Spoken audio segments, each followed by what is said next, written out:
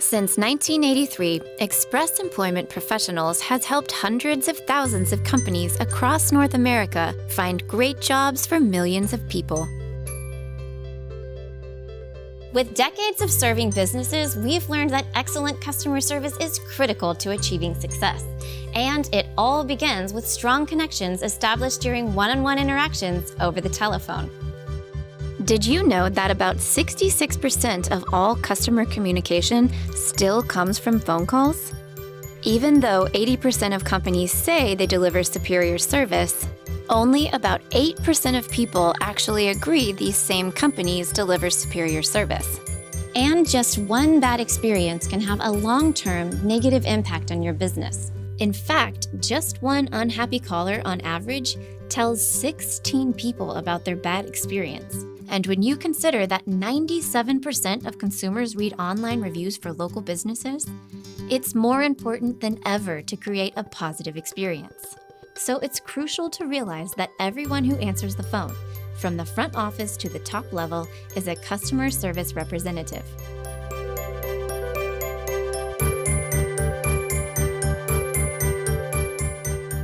To many, good customer service is as easy as just using common sense. But if that's the case, why do so many businesses struggle to get it right? Over the course of helping millions of people find good jobs at great companies, we've identified 5 key areas in which little improvements can make a huge difference when building strong customer connections.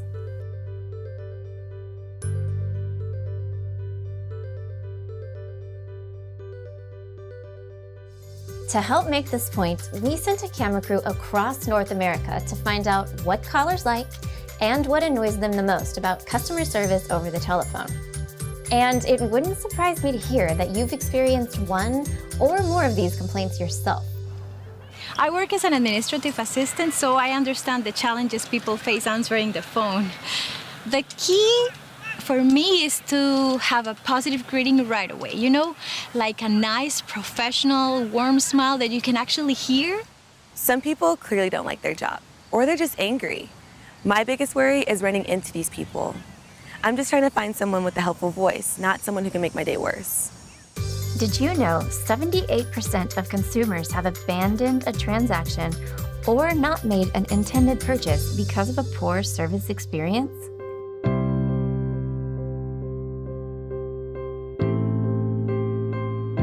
That's why it's so important to make a good impression right away and answer calls politely.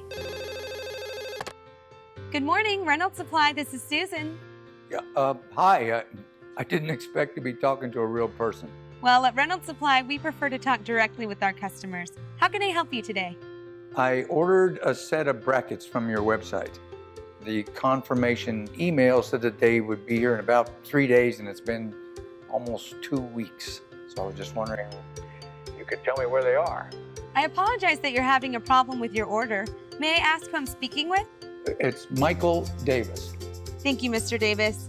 Again, I apologize that you haven't received the brackets you ordered. Do you happen to have your confirmation email handy? Not right in front of me, no. That's no problem. Mr. Davis, what is the email address associated with your order? mdavis246@stonecorp.com. mdavis246@stonecorp.com. That's right. Thank you. Okay, I have your account information right here and... Oh, I see the problem. What is it? The computer shows that your brackets turned out to be on back order. You should have received an email update on April 3rd to notify you about the change in the order status. Do you recall receiving that email? In this case, Susan did everything right. She was pleasant, accommodating, and provided a solution to the caller's problem. Let's review best practices in answering calls politely. Keep it brief. Use a short greeting, your company, and your name. Smile. Callers hear the smile in your voice. Ask the caller's name. And listen and empathize to build rapport. But you may not always be able to help the caller yourself. There are times when you will have to transfer the caller to someone else. Oh yeah, call transfers. I mean, this is what really gets me. I tell my story to someone, and I think I've been very articulate with my problem. And then they pass me on to someone else, and I have to repeat the whole story one more time. They pass me on to someone else. I have to repeat it again. It's absurd. I just have to repeat myself over and over again. I mean, at some point, it just gets to be ridiculous. So I love it when I'm in the middle of a sentence and I hear, hold please, and then I get immediately sent to telephone timeout. I mean, on one hand, I have to laugh because it's not that big of a deal, but to cut someone off like that is just rather rude, right?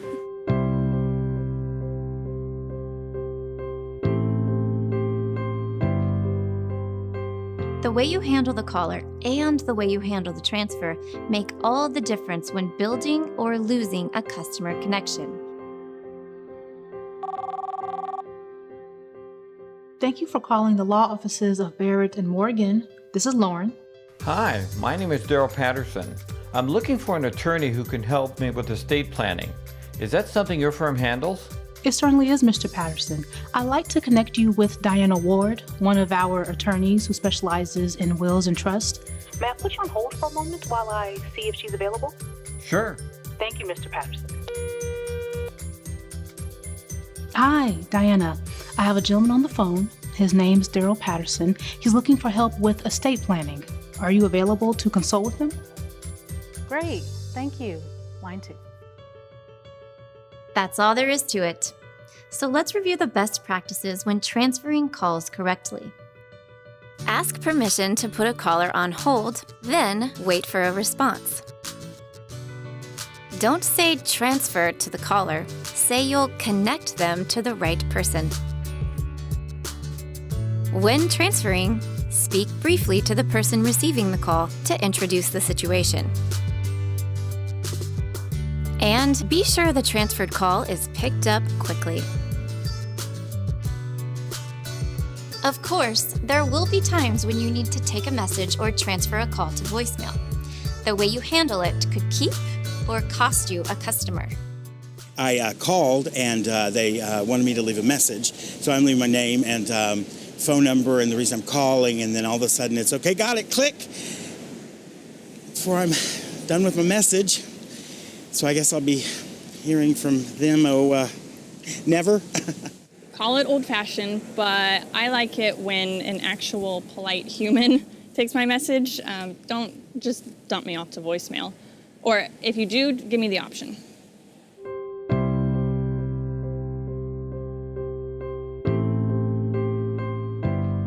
Taking an effective message helps the caller get the assistance they need and helps the person returning the call understand the message and deliver a quick response. Good afternoon, RW Design Center. This is Steve. Oh, hi, Steve. I'd like to speak to Jennifer Garcia, please. Of course. Just a moment, please, while I see if she's available. I see that Jennifer is out of the office until tomorrow morning. Is there anything that I can help you out with? Oh, thanks. I don't think so. I really wanted to talk to her myself. I understand. Would you like to leave her a voicemail? Or I'd be happy to take down a message if you prefer. A message would be great. My name is Kathy Miller. Okay, thank you, Miss Miller. And what would be the best way for Jennifer to reach you? She should have my number already. Okay, but just in case Jennifer does not have access to your contact information when she tries to reach you, a number, along with a message, could speed up your return call. Okay, then have her call my cell phone. It's 405-555-3174. Okay, thank you. And what do I tell Jennifer is the reason for your call? Well, I wanted to talk to her about a bathroom remodel. A bathroom remodel is certainly something that we can help you out with. Oh, good. It's for my master bath. I would love to have somebody come to the house this week so I can get this project started. Of course. I'll be sure to get this message to her right away. Oh, good. I appreciate that. It's my pleasure, Miss Miller. And I'll be sure to tell Jennifer to call you at 405-555-3174 regarding your master bathroom remodel. And is there anything else I can help you out with? No, that's it. Thank you. I'll make sure she gets the message. Have a great day, and thank you for calling. So let's review the key takeaways that will help you take messages correctly.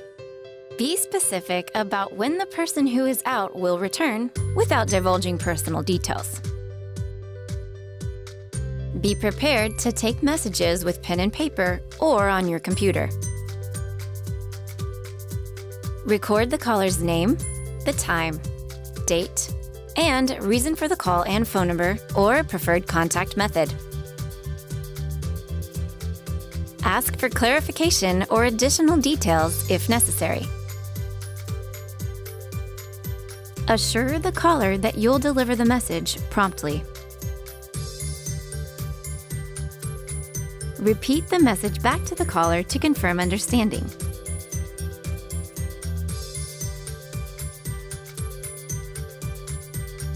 Pretty simple, right? Well, unfortunately, not every caller will be quite so easy to help. They already knew that I was unhappy, right? So they figured this was a good time to put me on hold. I mean, making me wait a long time? That made it even worse. I may be a tad impatient, but that was unreal. I just called to get a little help with my problem. I wasn't mad at the person who answered the phone, but then somehow the situation ends up being my fault. I just needed a little help. And now I'm made to feel like I'm the bad guy. Wow.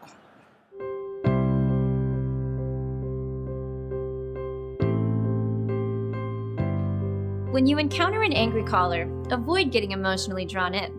It's your job to stay calm, let the caller vent, and look for a way to resolve the problem.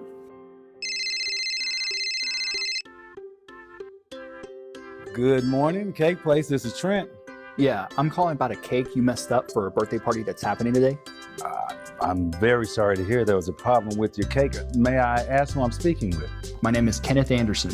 Thank you, Mr. Anderson. Now, please, tell me about the problem with your cake. I ordered a cake from you guys for my mother's 70th birthday party that's happening today. I have all of our family members and friends coming over.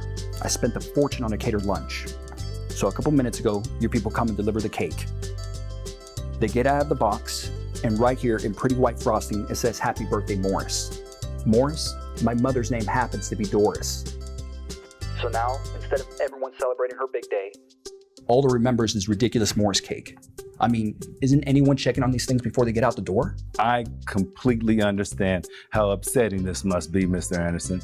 I apologize, and I assure you that I'm going to do everything I can to fix this problem. Well, the clock is ticking, and my guests are going to start arriving in about an hour and a half.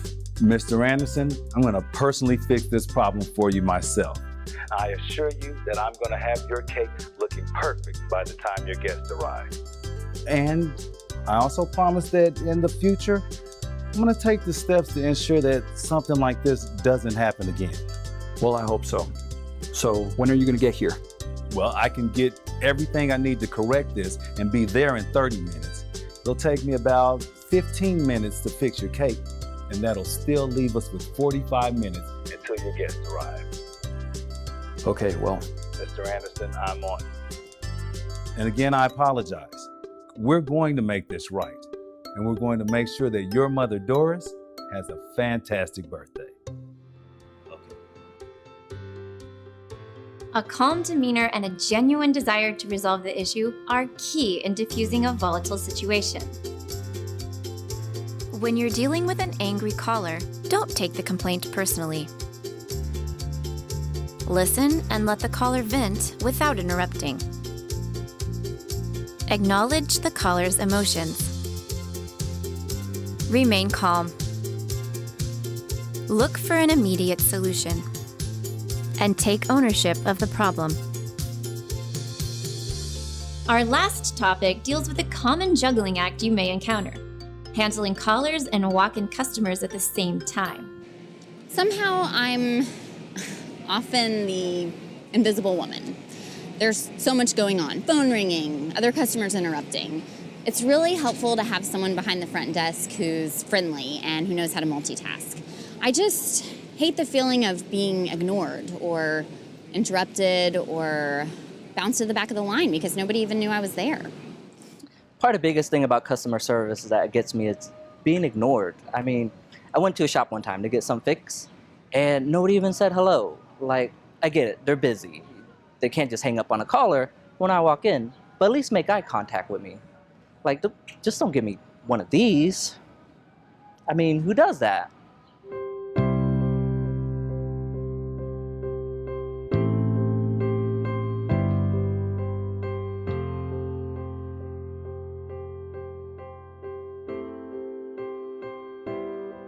In a busy office, it can get hectic with phones ringing and people coming to your desk for help. But don't panic, here's how to handle it. Okay, Mr. Wallace, it looks like we have appointments available at either 2 or 2:30 on Thursday the 7th. Will either of those times work? Of course, that sounds good. We'll see you at 2:30 on the 7th. Thank you, Mr. Wallace. Have a nice day. Hello, how can I help you? Hi, I'd like to see if I could get a flu shot. Is there a long wait today? No, it should only be about 5 minutes. Do you have your ID and insurance card? Sure. Great. I will have you fill this out, and then the nurse will come out and get you in just a couple of minutes. Okay.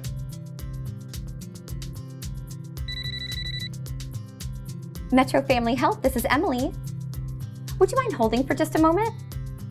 Thank you, I'll be right with you. Welcome to Metro Health. How can I help you? Hi, my name is Victoria Lopez, and I'm here for my appointment. Yes, Miss Lopez, we have you here with Dr. Tran. Has any of your information changed in the last 3 months? No, everything's the same. Okay, and your insurance is still with Allied Preferred? That's right. All right, well, we'll get you in with Dr. Tran shortly. Thank you. Thank you for holding. How can I help you? When were you looking at coming in, Miss Walker? Okay, let me see what we have available that day. All right, looks like we are full on Monday, but we do have an opening on Tuesday morning. Would that work? The key to handling a hectic office is prioritizing and keeping cool. When handling callers and walk-ins at the same time, give priority to walk-in customers. If the hold time becomes too long, ask the caller if you may call them back and give them an idea of when to expect your call.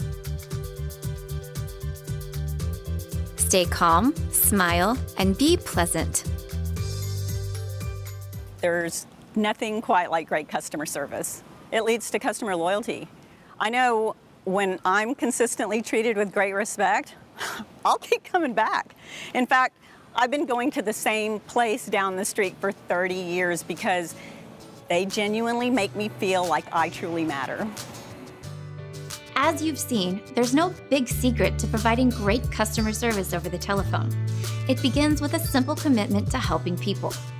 And when you keep in mind that clients are not an interruption to your day, they are your day, you'll be well on your way to building strong connections.